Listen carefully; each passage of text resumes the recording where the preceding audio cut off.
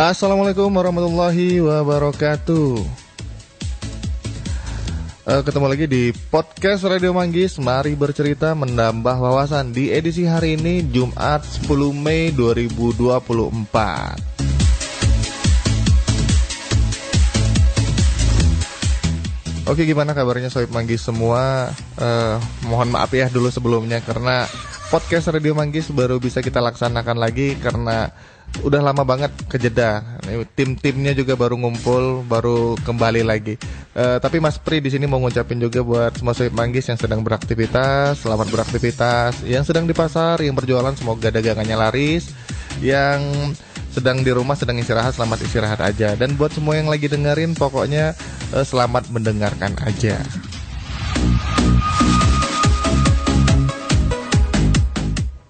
Oke, kita di podcast Radio Manggis yang ke-15 ini akan bincang-bincang seputaran UMKM lah ya, bisa kita sebut. Karena kita mendatangkan bintang tamunya langsung orang dari Tanja Barat, tapi keturunan Sunda, namanya Endang Sunandar. Mungkin bisa disapa dulu Kang Endang atau Kang Nandar, ini pendengar kita semua. Halo, assalamualaikum Sohib Manggis semuanya yang ada di Jambi dan di luar Jambi. Gimana nih kabarnya, sehat ya? Amin, mudah-mudahan sehat. Nah, itu dia suara dari narasumber kita. Nah, di tema kita kali ini kita mau membahas Sohib Manggis tentang kegiatan dari bintang tamu kita yang sehari-harinya itu punya perkebunan nanas. Nah, mungkin banyak Sohib Manggis nih yang penasaran karena nanas ini biasanya ya terkenalnya dari daerah Tangkit, dan ternyata di Provinsi Jambi sendiri itu ada salah satu tempat penghasil nanas yang mungkin nggak kalah dengan dari Tangkit. Memang yang Tangkit yang terkenal kan, Tangkit nanas segala macam. Nah, mungkin sebelum kita cerita tentang nanasnya nih, Kang Nandar, mau nanya dulu. Boleh dong. Nah, ini kan orang Sunda aslinya, kok bisa sampai ke Betara? Mungkin boleh dekat dengan mic-nya ngobrolnya biar lebih kedengaran sama pendengar kita semua. Sorry ya. Itu gimana tuh? Kok bisa nih, sejak kapan bertempat tinggal di Betara, Tanja Barat? Kan aslinya orang Sunda nih. Ya, betul. Ceritanya mungkin agak panjang ya. Kita dulu tuh kecil dan besar itu di Lampung ya, Bang Ap ya. Terus bentar dulu, kalau di sini Mas Pri aja. Mas Pri. Sorry, Mas Pri. Jadi dulu kita itu di Lampung sampai tahun 2015-an. 2015. Iya, betul. 2015 karena di sana penghasilan itu enggak tetap. Harga sawit cuma 400 perak. Udah dulu itu anjlok ya harga sawitnya. Karet itu juga anjlok, harganya 4.000 kalau nggak salah. Terus kita inisiatif untuk pindah lokasi itu pertama ke Kerinci, Bang, Mas. Ke Kerinci, yaitu di Plompe, daerah Plompe. Ada nggak nih Sohib Manggis yang dari Plompe? Ada dong, tentunya pasti ada nih. Yang orang Kerinci pasti tahu. Dulu kita sana itu jualan, bukan jualan ya, nanam cabe sama nanam bawang. Jadi kentang juga. Jadi dari dulu itu bukan fokus langsung ke nanas ya? Bukan. Dulu sempat tanam cabe, bawang, kentang. Terus? Karena di sana itu penghasilannya itu habis buat modal, Mas. Jadi perputarannya di situ aja buat modal, manen hasilnya buat modal lagi. Kita nggak dapat hasil dari situ. Terus di tahun 2016 kita pindah ke Sangeti, Mas Ap. Di Sangeti. Mas Pri aja, nanti bingung mendengar kita. Siapa Mas Ap ini? Kita biasa manggilnya Bang Ap kan. Ya, kalau di sini ada nama udaranya Mas Pri. Mas Pri. Kalau nggak panggil Mas aja cukup. Oke, Mas.